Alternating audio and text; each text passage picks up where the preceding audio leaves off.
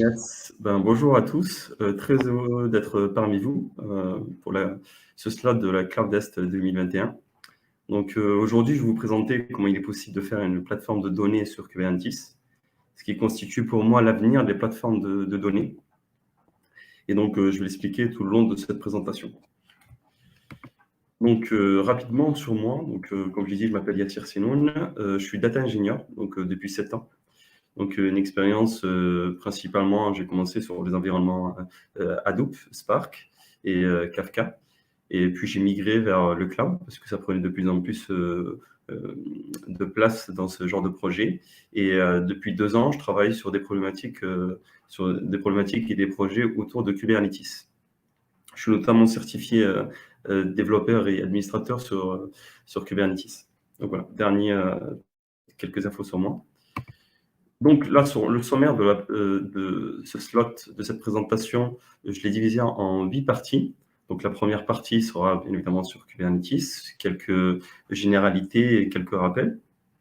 Et aussi pourquoi on utilise, pourquoi Kubernetes est adapté pour des plateformes de données. Puis, dans un second temps, on va parler de tout ce qui est gestion, traitement et stockage des données sur Kubernetes. Dans un troisième temps, on va parler comment il est possible de faire de data science, du machine learning et voire du deep learning sur Kubernetes. Dans un quatrième temps, on va parler de tout ce qui est analytics et business intelligence sur Kubernetes, comment il est possible de le faire, d'installer et de fournir des outils à des employés, des data analysts par exemple. Cinquième point, ce sera sur les data API, donc comment on peut exposer des données sous forme d'API. Et donc, je vais vous montrer comment sur Kubernetes, on peut le faire à partir de ressources Kubernetes. Puis, sur les sixième et septième points, je vais aborder la sécurité et le monitoring. Et le dernier point, le huitième, je vais parler d'usine logicielle, comment il est possible d'industrialiser un projet et de déployer tout ça sur Kubernetes. Donc, commençons sur la première partie, donc Kubernetes, un orchestrateur qui contrôle tout. Donc, Kubernetes, c'est un projet à la base qui a été développé par Google en tant que projet open source. Et depuis, il est incubé par la CNCF, donc la Cloud Native Computing Foundation. C'est une fondation qui regroupe des grands acteurs du cloud, et pas des moindres, comme AWS, Azure, Red Hat et bien d'autres. Donc, c'est une fondation très solide. Pourquoi Kubernetes pour les plateformes de données? Donc, principalement pour 4 raisons. Donc, je les ai énumérées ici. Tout d'abord, Kubernetes est le produit phare de l'approche cloud native, donc l'approche qui est développée qui est poussée par la CNCF. Donc, c'est une approche qui a pour but et a pour vocation de développer des applications complexes et de les déployer et de les exécuter sur des environnements en utilisant les avantages du cloud computing. Donc, c'est une approche qui est beaucoup plus moderne que celle qu'on pouvait voir sur les environnements Hadoop, par exemple. On avait quand même des applications assez restrictives. Second point, pour moi, c'est qu'avec Kubernetes, on n'a plus de problématique de vendor locking. C'est-à-dire que lorsque vous allez chez un fournisseur de cloud, par exemple AWS, donc si vous construisez toute votre plateforme à partir de leurs services, vous êtes bloqué. C'est-à-dire que si vous voulez basculer sur un autre provider de cloud, vous aurez beaucoup de difficultés à le faire parce que vous aurez l'obligation de tout refaire. Alors que Kubernetes, qui est un produit qui est quasiment présent chez tous les fournisseurs de cloud, donc si vous développez votre application sur Kubernetes managé chez AWS, il n'y a aucun souci pour basculer votre application sur un Kubernetes managé chez GCP ou Azure ou un autre provider de cloud.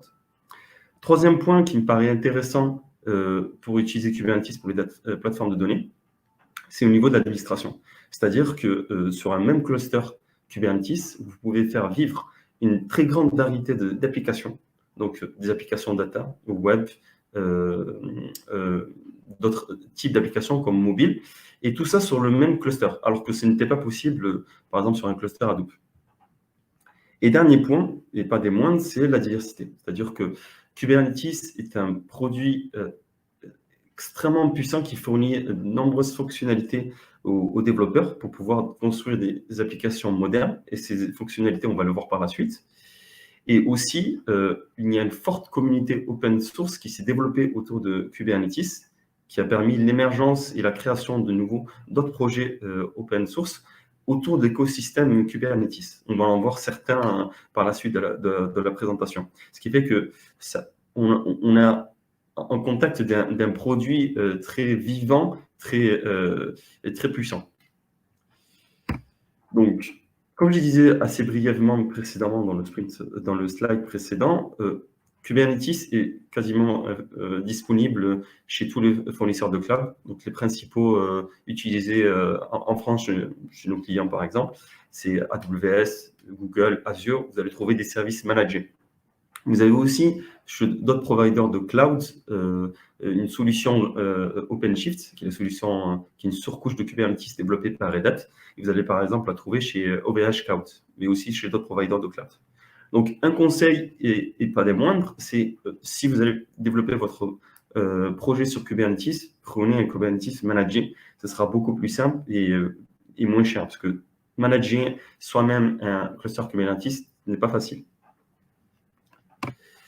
Donc, quelques rappels avant de rentrer dans le détail de la présentation. Je pense que ce sera peut-être un rappel pour certains, mais pour moi, c'est quand même important, on ne sait jamais. Donc, l'unité la plus petite qui est gérée par un cluster Kubernetes, c'est le pod.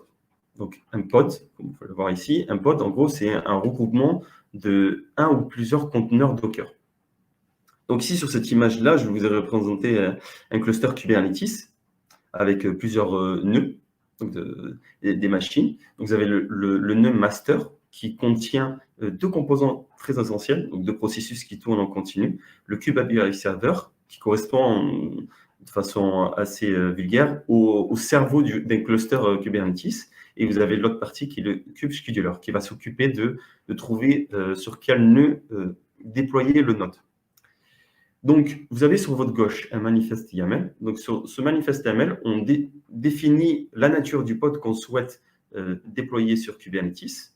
Donc, ce pod, par exemple, contient un init container. Donc, c'est un conteneur qui s'exécute au démarrage du pod pour effectuer certaines tâches. Vous avez aussi deux conteneurs qui, eux, vont exécuter la logique métier. Donc, la logique métier est contenue dans des images Docker. Donc, c'est à la charge du développeur de développer le produit et de l'insérer dans une image Docker qui sera, par exemple, dans une CI, ingérée dans un conteneur registry. Et donc, dans ce manifeste YAML, on définit les conteneurs, les init containers et aussi les volumes qu'on peut attacher à des conteneurs, un peu comme sur Docker, et de définir le pod en question.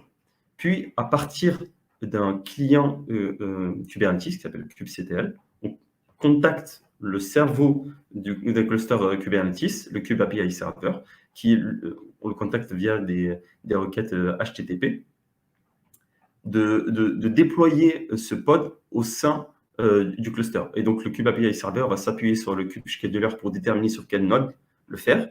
Et par la suite, le kube API server l'installe. Et donc, c'est comme ça qu'on déploie, par exemple, une application. Ça, c'est la façon la plus simpliste qu'on puisse faire sur Kubernetes. Et on va voir par la suite que quand on souhaite développer des applications complexes, on ne va pas utiliser que les pods. Juste la seule fonctionnalité de pod. Comme je le disais un peu, c'est lorsqu'on a une application complexe, on n'a pas juste un seul conteneur qui va effectuer la logique métier. On en a plusieurs pods qui doivent interagir entre eux, qui doivent coexister. Et donc, pour ça, Kubernetes fournit des ressources pour pouvoir gérer le cycle de vie d'un pod ou de plusieurs pods en parallèle. Et donc, ces ressources sont de différentes natures. Donc, vous avez, on va en discuter tout le long de la présentation. Donc, vous avez les deployments, le job, cron job, daemon set. Donc, on va le voir. Et à chaque ressource, Kubernetes associe un contrôleur. C'est-à-dire que nous, grâce à un manifeste YAML, on va décrire la ressource qu'on souhaite utiliser pour l'ensemble des pods qu'on souhaite déployer. Et Kubernetes va s'appuyer sur un contrôleur qui va vérifier l'état désiré, donc décrit dans le manifeste YAML, pour s'assurer que cet état désiré est bien le même qui est déployé sur la plateforme, donc l'état actuel. Et donc voilà, donc, le contrôleur effectue une boucle de contrôle continue pour s'assurer qu'on a bien ce que souhaite le développeur. Donc, ce type de ressources est idéal pour développer des applications de type stateless, donc des applications qui, par exemple, pour une énième exécution, n'a pas besoin de savoir ce qui s'est passé dans la N-1 exécution. Donc, voilà. Donc, à contrario, on a certains types d'applications qui n'ont pas stateless, mais stateful, comme les bases de données, qui ont besoin de savoir un peu l'étape passée de ce qui a été fait par les pods. Et donc, pour ça, les ressources natives de Kubernetes ne suffisent pas. Et donc, il faut déployer d'autres ressources, développer d'autres ressources. Et Kubernetes met à disposition une API, la Custom Resource Definition, qui permet de définir soi-même une nouvelle ressource pour gérer le déploiement d'un ensemble de pods qui correspondrait en fait à une base de données que vous souhaitez installer. Et donc, vous allez vous appuyer sur les Custom Resources, définir vous-même les types de Custom Resources à partir des ressources natives de Kubernetes. Et vous pouvez aussi définir un Custom Controller pour pouvoir contrôler l'état désiré de votre base de données.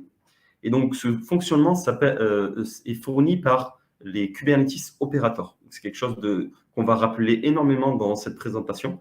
Quand on va essayer d'installer une base de données sur Kubernetes, on va s'appuyer sur les Kubernetes Operators pour le faire. Donc, le Kubernetes Operator, en gros, ça regroupe les Custom Resources et les Custom Controllers. Donc, voilà. Donc, après ce bref rappel sur Kubernetes, on va rentrer plus en détail sur comment déployer une plateforme de données sur Kubernetes. Donc, on commence par la deuxième partie, qui est la gestion, le traitement et le stockage des données. Donc, avant de rentrer plus en détail sur ça, je voudrais vous présenter l'architecture logique classique d'une plateforme de données qu'on peut voir régulièrement chez différents projets, chez différents clients. Ça peut changer, mais globalement, ça reste assez similaire. Donc, vous avez sur la gauche une multitude de sources de données, donc des bases de données, des capteurs IoT, des applications et d'autres sources de données comme des data lakes et autres. Et donc, une plateforme de données se compose d'une brique de data ingestion, où on dépose la donnée extérieure, d'une brique de traitement, puis de deux briques, la data catalog et data storage, qui permet de stocker les traitements, les données traitées. Puis vous avez trois autres briques, donc une brique de data science qui permet de faire de la data science, machine learning et deep learning, une brique d'analytics et de BI, et la dernière, c'est de data API, qui permet d'exposer les données traitées.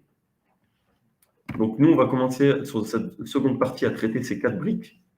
Et donc, je vais d'abord parler de la première brique, celle de data ingestion.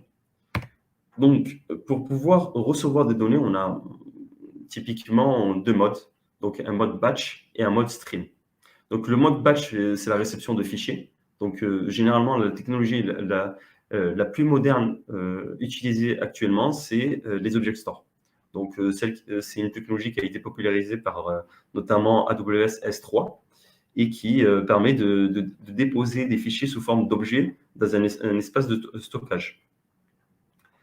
Puis, pour tout ce qui est stream, on a l'utilisation d'Event Stream Bus et le plus reconnu, le plus utilisé, qui est même quasiment défini comme un standard, c'est Kafka. Et donc, pour recevoir ces données en continu, on va utiliser Kafka, on va dire aux différentes sources de déposer les données dans différents topics.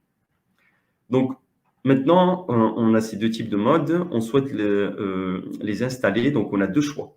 Soit si vous êtes chez déjà un provider de cloud comme AWS, Azure ou GCP, globalement, on va vous recommander d'utiliser les services managés de ces providers de cloud. Donc, par exemple, l'Object Store, ce sera S3 ou GCP Cloud Storage sur GCP, Azure Blob Storage. Et après, pour la partie Kafka, vous avez des services managés comme AWS MSK, Confluent Cloud sur GCP et Azure HD Insight. Et si vous êtes dans une autre configuration où vous avez seulement votre cluster Kubernetes et que vous devez tout installer dessus, donc vous avez aussi la possibilité d'utiliser, comme je l'ai dit précédemment, les Kubernetes opérateurs. Et donc, vous avez différentes solutions.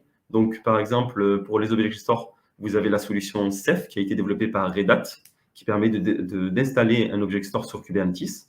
Vous avez une autre solution qui s'appelle Minayo, qui est une version open source de S3, une forme de copie si on veut. Et puis pour la partie Kafka, vous avez aussi d'autres solutions, des Kubernetes opérateurs comme la solution Streamz, celle de Confluent, et ou sinon la Bitnami de VMware. Donc par la suite, donc maintenant on a reçu nos données, donc sous forme de batch, sous forme de stream, et maintenant il faut traiter ces données reçues. Et donc on va s'intéresser à la brique de traitement. Donc là j'ai découpé les traitements en deux parties, donc des traitements batch, c'est-à-dire des traitements qui ont une durée de vie plus ou moins courte, qui s'exécutent à un intervalle de temps plus ou moins long. Et puis, vous avez les traitements stream, où ce sont des traitements en continu, parce que la donnée qu'on reçoit se fait de façon continue. Pour la partie batch, je l'ai découpé en deux parties, donc une partie non distribuée et une partie distribuée. Donc, je vais m'expliquer. Donc là, je vais commencer par la partie non distribuée. En gros, la partie non distribuée, c'est juste, vous voulez exécuter un job de façon unitaire ou en parallèle. Mais les différentes exécutions de votre job n'interagissent pas entre eux. Donc, chaque exécution va s'attarder à récupérer la donnée sur une source en particulier, faire le traitement et stocker la donnée. Donc, la première ressource importante à connaître sur Kubernetes, c'est le job. Donc, le job va vous permettre de déployer votre pod d'une certaine façon. Donc, imaginons que vous voulez développer une application qui fasse plusieurs exécutions unitaires ou en parallèle sur une ou plusieurs sources de données. Et donc, la ressource job vous permet de faire ça. Donc, vous avez ici la définition d'un pod, donc qui contient 2 conteneurs. Et on permet à ce pod d'être répliqué 3 fois. Donc là, voilà, donc en rouge, vous l'avez ici. Donc, il y aura 3 exécutions en parallèle. Et on dit aussi à ce job de considérer que le job en lui-même est terminé si le nombre d'exécutions successives est bien réalisé. Donc là, on a 5, c'est-à-dire qu'on a un premier pod qui va s'exécuter, va faire le job, va faire l'exécution, puis redémarrer et continuer. Et ça, on souhaite le faire 5 fois, donc pour tous les pods. Et donc, à partir de là, si on arrive à 5 exécutions réussies, on considère que le job est en échec. A contrario, si on met aussi un garde-fou, qui est le back-off limit, qui permet de dire que si on a, par exemple, une exécution d'un pod en échec et qu'on a 4 exécutions en échec, on considère que le job en lui-même est en échec, ce qui permet de ne pas rentrer dans une loupe infinie. Donc ça, c'est la première ressource intéressante à connaître. Puis, vous avez aussi une autre ressource qui est le cron job, qui s'appuie sur la ressource job et qui permet en fait d'exécuter de façon répétée dans le temps un job en particulier. Parce que la ressource job, vous l'exécutez une seule fois. Donc, vous allez avoir plusieurs exécutions en parallèle. Mais à la fin, le job se termine. Et donc, vous n'avez pas un redémarrage par la suite. Alors qu'avec la ressource cron job, c'est possible. Donc, pour quel type de cas d'usage vous allez utiliser cette ressource? Donc, typiquement, vous voulez faire des exécutions unitaires en parallèle, comme je l'ai dit, sur des petits fichiers, sur des bases de données où vous souhaitez faire des requêtes SQL, générer des rapports à partir de ces requêtes SQL. Donc, c'est intéressant pour les data analystes, par exemple, qui vont vous demander de générer des rapports hebdomadaires. Et donc, ce type de traitement est intéressant. Et donc, pour ce cas d'usage, vous pouvez utiliser des langages de programmation comme Python, Go et R. Donc, là, c'est juste, je vais parler de la partie serverless. Donc, j'imagine que la plupart de ceux qui sont dans la salle connaissent un peu AWS Lambda. Et donc, connaissent ce type de service qui permet voilà, de faire des exécutions serverless. Il est possible de faire la même chose sur Kubernetes. Donc, ce n'est pas forcément encore quelque chose qui est prêt pour la production, mais vous avez des solutions qui sont bonnes à connaître, donc, comme la solution Knative de Google, qui est un projet open source. Vous avez d'autres solutions comme OpenFaaS, Kubeless et Apache OpenWhisk, qui est développé par Red Hat. Donc voilà, c'était juste pour la culture générale. Donc maintenant, je vais m'intéresser à la partie traitement distribué. Donc là, comme vous savez, dans une plateforme de données, la plupart du temps, on souhaite faire des traitements sur des gros fichiers, sur des grosses données. Et généralement, on va utiliser le framework Apache Spark pour faire cela. Donc, on faisait ça sur les environnements Hadoop. Et donc, actuellement, il est possible aussi d'exécuter des jobs Spark sur Kubernetes depuis la version 2.2 d'Apache Spark. Donc, comment ça fonctionne? Donc, vous avez un client sur la gauche Spark. Donc, vous allez faire un Spark Submit en spécifiant en argument de ligne de commande l'URL de votre cluster Kubernetes et aussi l'image de votre application, une image Spark contenant aussi le jar de votre application. Donc, vous allez soumettre ça au Kube API Server qui, lui, va, grâce au Kube Scheduler, savoir sur quel nœud démarrer le pod qui contient le driver conteneur. Puis, il y a une communication entre le master et le driver conteneur qui va permettre d'allouer des exécuteurs sur différents nœuds. Et par la suite, le driver va instancier le Spark Context et dispatcher les tasks sur l'ensemble des exécuteurs. Et donc, les exécuteurs vont effectuer des traitements, des jointures, des calculs, et tout ça de façon distribuée. Et ils peuvent avoir aussi des communications, comme vous le savez, entre les différents exécuteurs. Donc voilà, c'est la big picture de l'exécution d'un job Spark sur Kubernetes. Donc là, ce que je viens de vous montrer, ce n'est pas quelque chose de marginal. C'est vraiment quelque chose qui est prêt pour la production. Donc, par exemple, vous avez sur la gauche un screenshot d'un article que j'ai trouvé sur Internet qui dit tout simplement que Google a remplacé YARN par Kubernetes comme un orchestrateur de job Apache Spark. Donc, ce qui est quelque chose de très conséquent. Google, comme on le sait, c'est une grande entreprise qui fait beaucoup de projets data. Vous avez aussi, en parallèle, beaucoup de projets open source pour favoriser l'utilisation de Spark sur Kubernetes. Vous avez ici, je vous ai mis un projet sur GitHub qui a déjà 1700 étoiles et qui a pour but de développer un Kubernetes opérateur, on l'a vu précédemment, pour Spark. Donc voilà, on sent qu'il y a vraiment quelque chose de très important qui se passe pour Spark dans ce genre de contexte. Et donc Spark, je pense que l'avenir de Spark se fera sur Kubernetes. Donc maintenant, on a vu comment il était possible d'exécuter des jobs batch, mais de façon un seul job, mais dans la réalité, on souhaite exécuter plusieurs jobs les uns après les autres. Donc là, par exemple, comme sur l'image à gauche, donc lorsqu'on exécute un job, on veut que deux autres jobs s'exécutent et ainsi de suite. Donc il y a un arbre de jobs. Et donc pour réaliser tout cela, on va s'appuyer sur un planificateur de jobs. Et donc la solution la plus répandue actuellement, c'est Airflow. Il y a aussi d'autres solutions comme Luigi aussi, mais Airflow est en train de prendre le pas sur ce type de technologie. Et donc, Airflow va vous permettre de construire un arbre de jobs, de planifier la succession de différents jobs les uns après les autres. Et donc, Airflow, vous pouvez l'installer de différentes façons.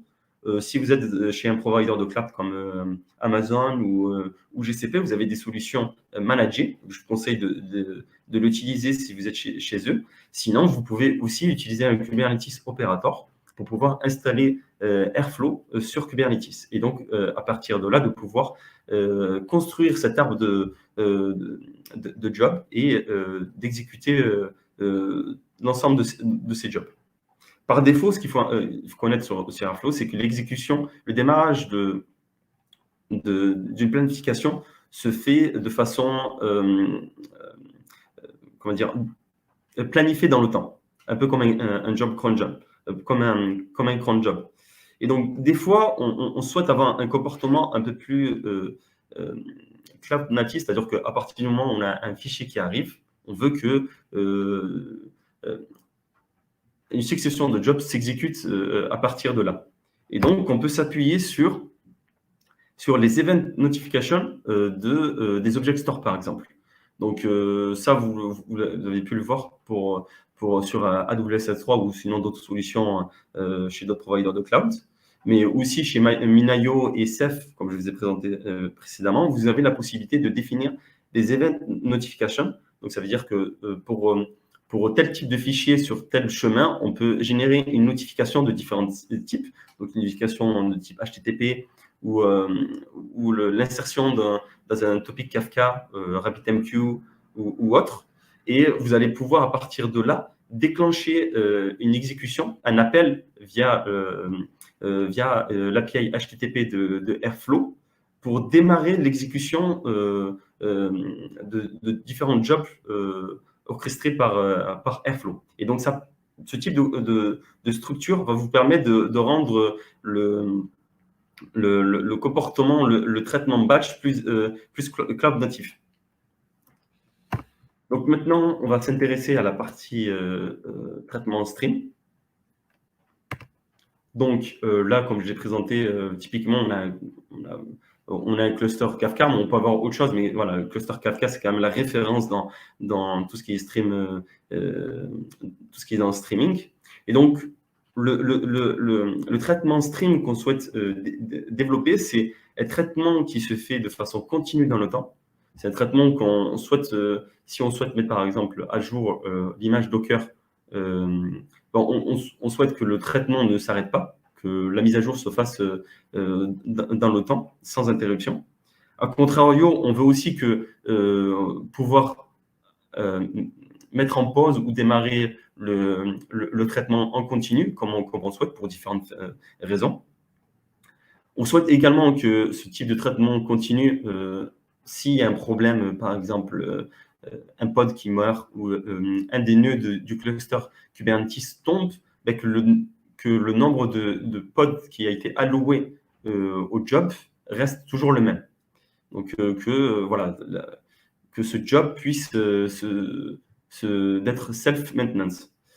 Et dernier point, on souhaite aussi pouvoir augmenter le nombre de pods ou diminuer le nombre de pods en fonction du nombre du débit du topic Kafka.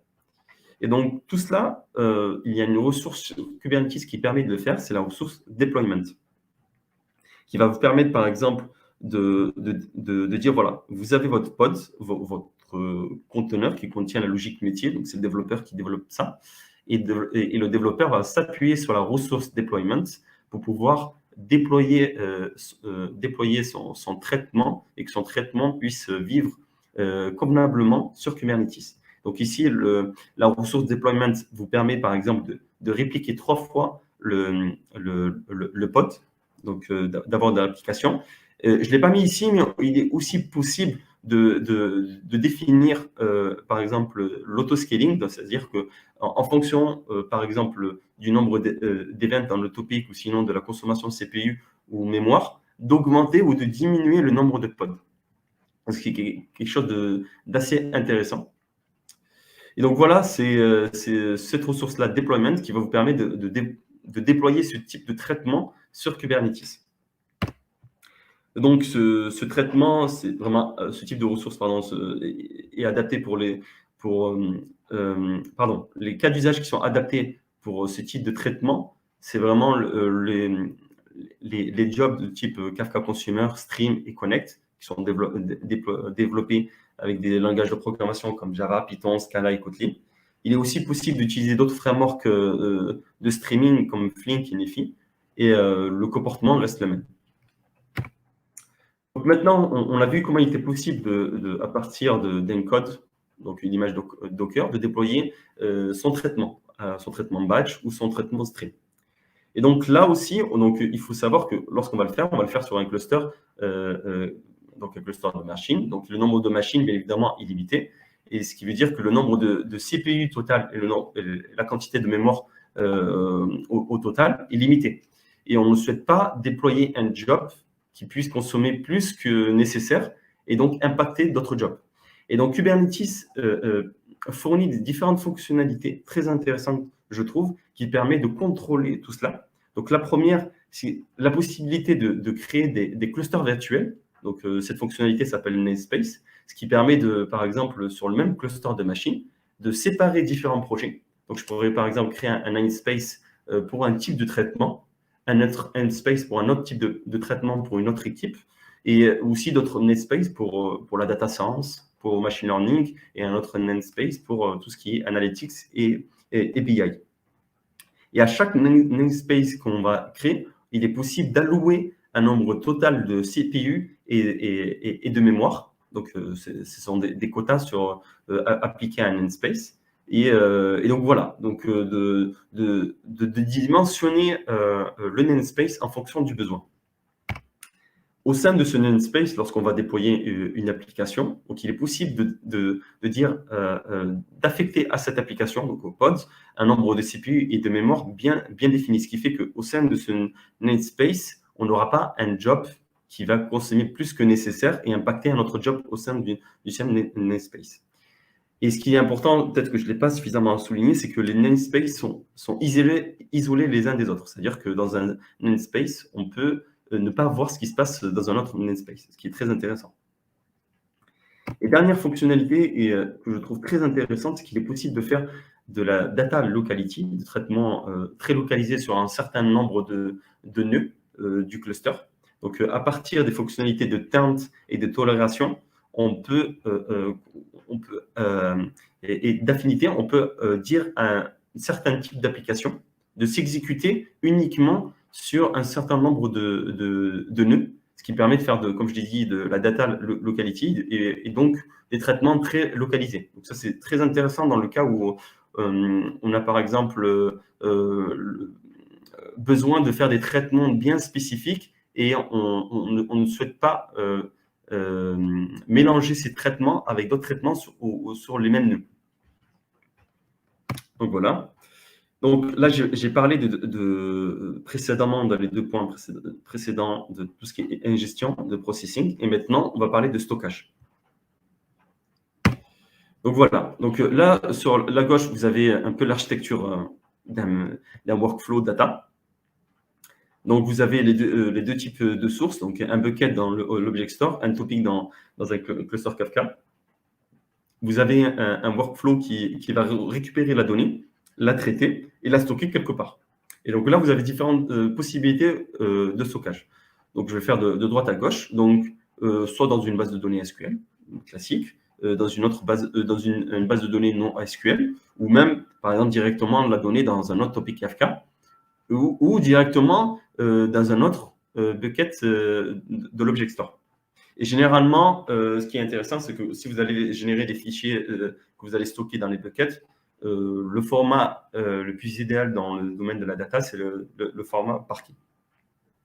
Et donc, à ces fichiers que vous allez stocker dans le bucket en question, on va associer un data catalogue. Donc, c'est un emplacement centralisé qui va stocker toutes les métadonnées de vos fichiers, de vos objets dans le bucket, et qui va vous permettre de construire des tables de type Hive, et donc permettre à des outils de BI, de machine learning et autres, de pouvoir requêter comme on le ferait sur une base de données classique SQL, sur ces fichiers-là.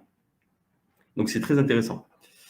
Et donc là, on revient à l'installation, c'est-à-dire quel type de base de données on va utiliser. Donc, on a 2 options. Donc, soit utiliser les bases de données de votre fournisseur de cloud directement. Donc, si vous êtes chez chez Azure, par exemple, vous allez utiliser, vous avez l'option d'utiliser Azure SQL Database pour la partie SQL. Pour NoSQL, si vous êtes chez GCP, vous pouvez utiliser la table Big Table. Et si vous êtes chez AWS, vous pouvez utiliser pour le Data Catalog le Glue Data Catalog. A contrario, si vous êtes que sur le cluster Kubernetes, vous avez d'autres possibilités à partir des Kubernetes opérateurs d'installer une base de données PostgreSQL pour la partie SQL, Elasticsearch pour tout ce qui est NoSQL, et pour le Data Catalog, vous utilisez un Hive Metastore. Donc voilà, vous avez différentes possibilités d'installer. Et toujours, l'option à privilégier, c'est d'abord le service managé pour tout ce qui est base de données chez le provider de cloud. Et si ce n'est pas le cas, de passer par les Kubernetes opérateurs pour l'installer sur le cluster Kubernetes. Donc maintenant, voilà, on a ingéré, on a traité et on a stocké la donnée. Maintenant, on veut mettre à disposition ces données-là pour permettre à des data scientists, des machine learning ingénieurs de pouvoir jouer avec ces données. Donc voilà, on correspond à cette brique-là dans l'architecture logique. Donc voilà, faire industrialiser un projet de machine learning, c'est quelque chose d'assez complexe. Je pense que vous avez pu le voir que certains clients, peu de projets data science, machine learning ou deep learning arrivent en production. Et donc, pour faciliter cette phase de développement jusqu'à la production, on a un projet open source qui a été développé par Google, qui s'appelle Kubeflow, et qui permet de faciliter cette transition, parce que tout ce qui est administration, gestion des clusters est facilité par cet outil. Donc, c'est une solution qui vient avec une suite de plusieurs logiciels qui s'installent au-dessus de Kubernetes. Et donc, Kubeflow va permettre à des data scientists de pouvoir utiliser Jupyter Notebook, d'utiliser des notebooks, de pouvoir utiliser aussi TensorFlow directement pour faire, pour faire des traitements machine learning. Il est aussi possible d'utiliser le framework TensorRD pour faire du deep learning. Et donc, tout ça vient avec Kubeflow.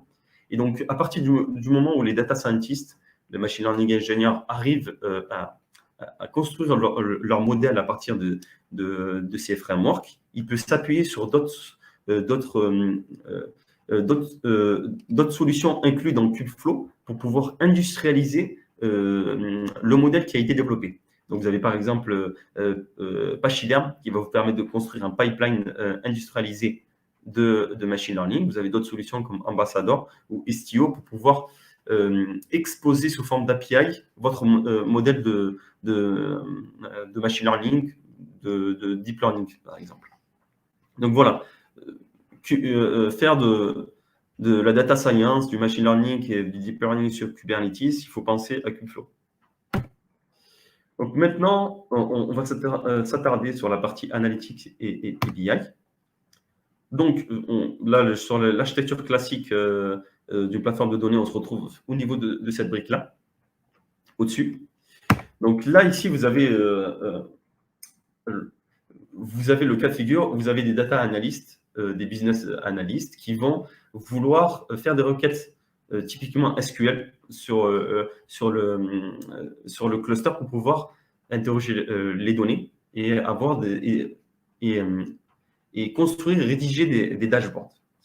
Donc, si vous êtes chez un provider de cloud classique, vous avez des solutions managées qui vous font très bien le travail. Par exemple, chez AWS, vous avez Amazon Athena, qui est un moteur de requête SQL distribué et complètement managé, qui va s'appuyer sur le data catalog que je vous ai présenté tout à l'heure pour pouvoir savoir, pour une table bien spécifique, voici où se trouvent les fichiers, ou faire la requête. Vous avez aussi une autre solution, BigQuery, si vous êtes chez GCP. La possibilité aussi d'utiliser des solutions Data Warehouse managées, comme Redshift sur AWS, ou sinon Data Lake Analytics chez Azure. Donc maintenant, donc là, j'ai présenté le cas où si vous êtes chez un provider de cloud américain classique, mais dans le cas où vous êtes restreint au cluster Kubernetes, vous voulez déployer votre solution d'analytics et de BI, ben, il y a la possibilité, encore une fois, d'utiliser les Kubernetes opérateurs pour pouvoir l'installer. Après, il faudra, encore une fois, hein, quand on installe quelque chose soi-même, il faut le gérer soi-même. Donc, c'est vraiment le désavantage. Mais voilà, quand même, les Kubernetes opérateurs vous aident à faire tout cela. Et donc, vous avez des solutions comme Trino pour tout ce qui est moteur de SQL distribué et ClickHouse pour un data warehouse sur Kubernetes. Donc, voilà. Dans les deux cas, vous avez différentes options.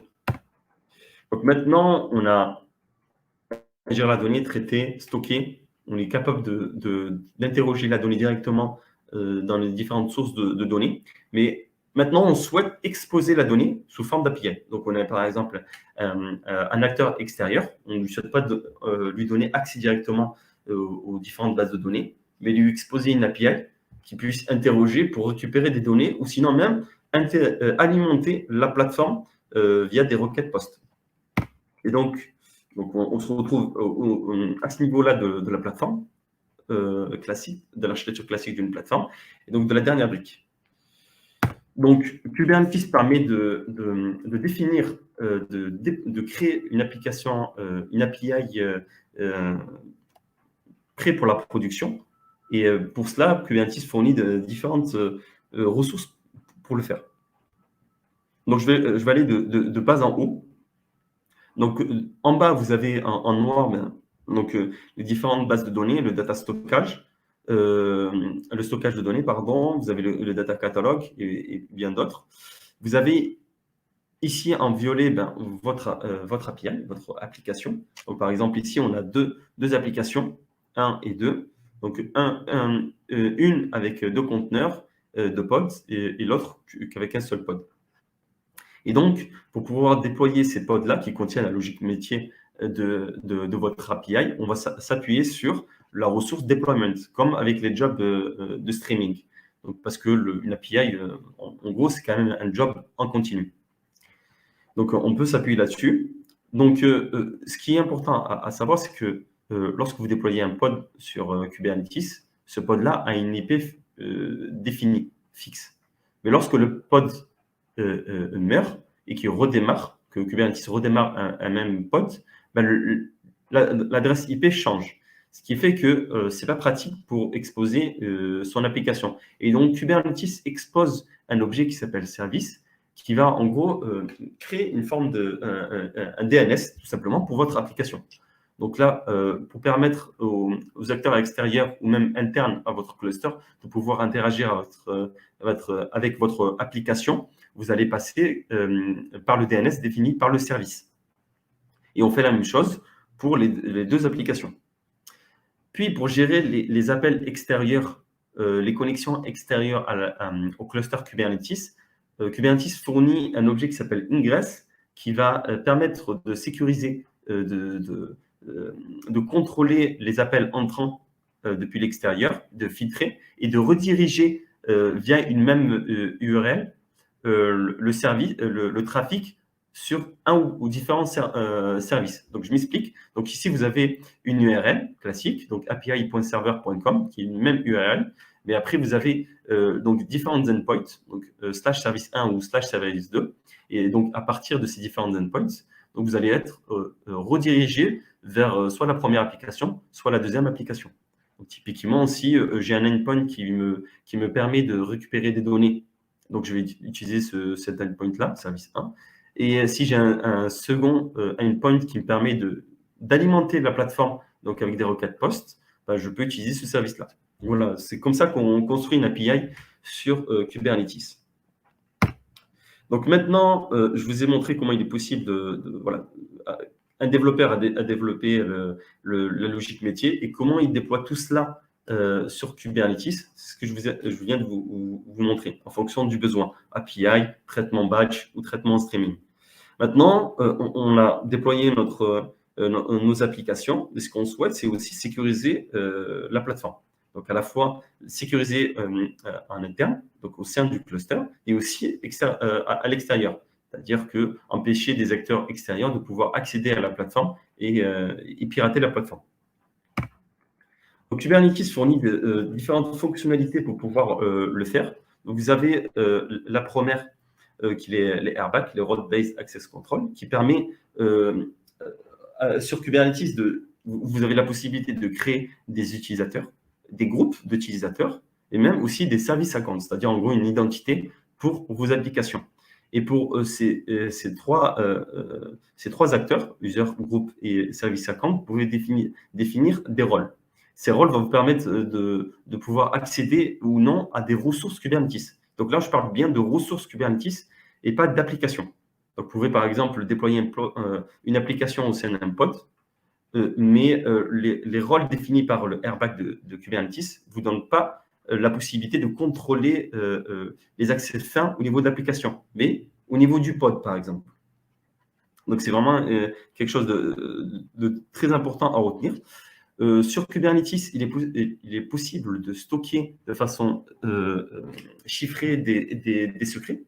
Donc, sur Kubernetes, vous pouvez, ce qui vous permet par exemple de ne pas stocker vos secrets dans le code métier, dans l'image Docker par exemple, mais de le stocker sur Kubernetes et après de dire à votre application de pouvoir s'appuyer sur ce service-là. Et donc, au démarrage du pod, Kubernetes va charger le secret soit dans un volume, soit en variable d'environnement. Et donc, après, par la suite, votre conteneur peut récupérer le secret et accéder à une base de données ou autre. Vous avez les Network Policies. Donc, c'est une fonctionnalité de Kubernetes qui permet là de permettre, par exemple, à un pod A de ne pas accéder d'un point de vue réseau à un pod B, mais à contrario, de permettre à un pod C d'accéder à un pod B. Donc, typiquement, si le pod B correspond à une base de données, et A et C à des applications, donc A n'aura pas accès à la base de données, et C peut avoir accès. Mais là, c'est au niveau réseau. Donc, ce n'est pas au niveau des droits fins de la base de données. Puis, dernier point qui est intéressant, qui est fonctionnalité fournie par Kubernetes, c'est l'utilisation de certificats gérés par Kubernetes en tant qu'autorité de certification, ce qui permet d'affecter des certificats à différents pods et de sécuriser les communications entre pods au sein du cluster. Et donc, imaginez, vous déployez différentes applications dans votre cluster, et ça permet de sécuriser complètement le cluster. Ce qui est déjà fait, par exemple, chez les principaux providers de cloud, qui est assez transparent pour vous. Donc là, ce que je vous ai montré, c'est les fonctionnalités de base de Kubernetes, mais qui permet juste de sécuriser, en gros, les ressources Kubernetes entre elles, mais pas les applications. Pas les applications qui sont stockées dans les pods. Et donc là, on va s'appuyer sur d'autres ressources, sur des projets annexes pour pouvoir le faire. Donc, imaginons, pour définir donc les rôles pour les applications, imaginons que vous avez une application A qui est stockée dans votre cluster Kubernetes et qui doit avoir accès à une application B, typiquement un job batch qui veut accéder à un bucket S3. Donc, vous allez utiliser ici, là, le service AWS IAM pour pouvoir définir un rôle à votre application A pour pouvoir accéder au bucket S3. Et donc, voilà, si vous vous retrouvez dans ce cas de figure et que vous êtes chez un provider de cloud, il faudra utiliser le service IAM de ce provider de classe pour définir le rôle de l'application.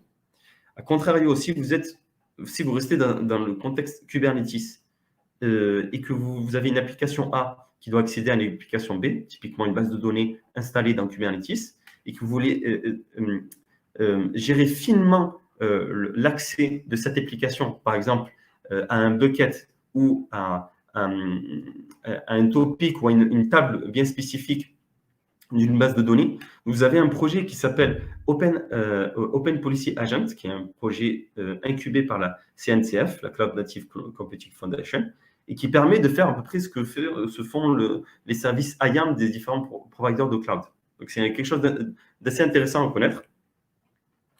Puis, dernier point, le secret. Donc, j'ai dit tout à l'heure que Kubernetes fournissait la possibilité de stocker dans le cluster les secrets, et non pas dans le code applicatif. Mais le problème, c'est que le secret est stocké dans la plateforme Kubernetes. Et des fois, on souhaite stocker les secrets dans une zone de stockage centralisée, mais externe. Et donc, vous allez utiliser d'autres services pour cela, parce que généralement, pour tout ce qui est rotation des secrets, gestion fine de l'accès de ces secrets-là, un acteur extérieur est plus utile. Donc, si vous êtes dans un provider de cloud classique, vous avez les solutions de Secret Manager qui font très bien le travail. Ou sinon, vous avez la solution HashiCorp Vault, qui est aussi une alternative et qui est très intéressante pour cela. Et dernier point pour sécuriser une application, c'est imaginons pour les API REST, vous voulez sécuriser l'accès à vos API REST donc, via des appels extérieurs. Vous avez la possibilité de passer par un service tiers de confiance qui va vous permettre, par exemple, à l'utilisateur de d'abord de délocaliser l'authentification et l'autorisation à ce tiers, à ce service tiers. Donc, un utilisateur se connecte d'abord à ce service tiers, récupère un token, vous l'envoie, et puis l'API est capable de valider ce token directement via ce service tiers. Et donc, vous avez des solutions cloud comme AWS Cognito, Azure AD, GCP Identity Platform qui permet de le faire. Vous avez aussi d'autres solutions open source comme Keycloak, Auth0 ou Okta pour le faire.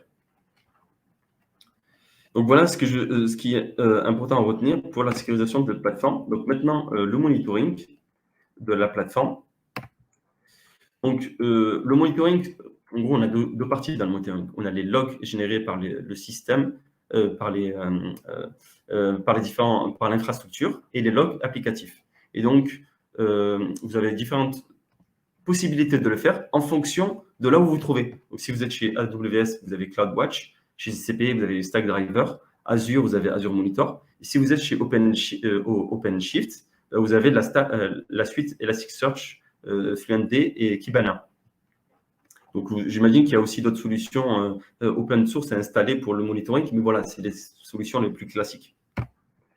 Donc, pour le monitoring des métriques, donc qui est quelque chose de très important, vous avez un projet qui est vraiment phare et qui est le projet Prometheus, qui est un projet qui est incubé par la CNCF et qui est considéré comme l'outil en vogue pour la gestion, pour le stockage des métriques. Donc, Prometheus incorpore une base de données temps réel et va permettre de stocker ces métriques-là et de vous les afficher au fur et à mesure du temps.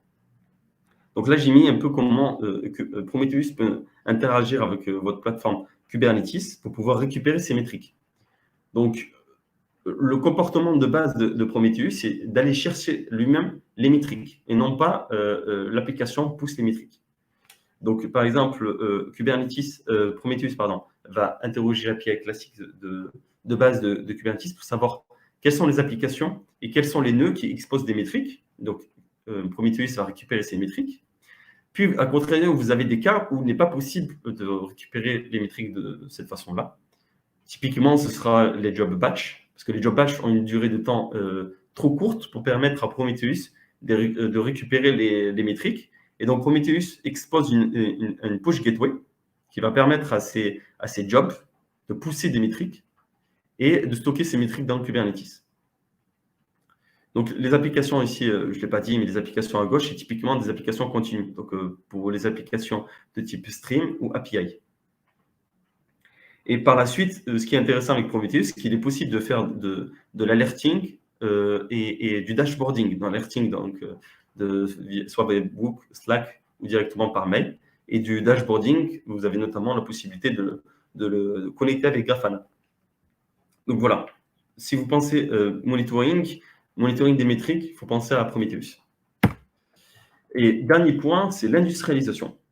Donc maintenant, vous avez votre applicatif, vous avez vos bases de données que vous souhaitez installer et vous souhaitez déployer tout ça de façon propre et industrialisée. Donc, voici les différents outils pour les usines logicielles. Donc, tout ce qui est pipeline CI/CD, vous avez des solutions comme GitLab, qui est quand même, je pense, la solution la plus en vogue actuellement. Vous avez un autre projet qui est incubé par la CNCF, la Cloud Native Computing Foundation, qui est Argo CD, qui est plus dédié à Kubernetes, c'est vrai. Après, vous avez aussi la possibilité d'utiliser Jenkins. Après, personnellement, je préfère GitLab à Jenkins. Voilà, c'est juste un avis personnel. Puis, pour tout ce qui est infra as code et configuration as code, vous avez des solutions comme Terraform et CloudFormation pour définir l'infra. CloudFormation, c'est un service dédié à AWS. Et la solution la plus en vogue actuellement, c'est Terraform, qui permet de définir l'infrastructure sur n'importe quel provider de cloud. Et puis Ansible, si vous voulez faire la configuration as code, typiquement le cas où vous voulez créer un topic, définir les ACL d'un topic et affecter ces ACL à des utilisateurs. Puis tout ce qui est pour le package manager de Kubernetes. Donc, tout à l'heure, je vous ai montré un template YAML pour pouvoir définir l'application et la déployer sur Kubernetes. Et donc, vous allez utiliser un template YAML. Vous allez utiliser des outils comme YAML Custom ou Customize pour pouvoir déployer tout cela. Donc là, c'est vraiment, on essaye de déployer l'applicatif, alors qu'à gauche, avec Terraform, c'était plus l'infra. Puis, des solutions pour tout ce qui est les Kubernetes opérateurs. Donc, vous avez des registres qui vont vous permettre de retrouver des Kubernetes opérateurs pour vos bases de données. Donc, vous avez par exemple Operator Hub ou sinon Artifact Hub. C'est les deux plus répandus. Et si vous ne trouvez pas la solution qui vous convient, ben vous avez directement souvent la solution d'un Kubernetes opérateur chez la solution logicielle. Et dernier point, c'est le registre de conteneurs. Vu que quand même, au Kubernetes, c'était un orchestrateur de conteneurs Linux, vous avez la possibilité d'utiliser un registre. Donc, si vous êtes dans le cloud, comme sur GCP, AWS et Azure, ils ont leur propre solution managée. Donc, utilisez-la. Et si vous êtes dans un autre contexte, vous avez des solutions comme le conteneur enregistré de Artifactory, sinon de Nexus. Donc voilà. Juste pour conclure, déjà, je vous remercie de m'avoir suivi. Et une chose à retenir, je dirais, c'est que pour faire une plateforme de données sur Kubernetes, 2 points à retenir principalement. Toute la partie compute d'une plateforme est très adaptée sur Kubernetes. Si vous voulez faire la partie stockage, privilégiez d'abord le stockage sur les différents chez les solutions managées de vos providers de cloud. Et si ce n'est pas possible, utilisez le Kubernetes opérateur pour pouvoir installer ces bases de données sur votre cluster Kubernetes. Donc voilà, c'est tout pour moi. Donc, je vous remercie. Si vous avez la possibilité de me contacter soit par mail ou sinon directement via mon LinkedIn. Donc, je vous remercie de m'avoir écouté.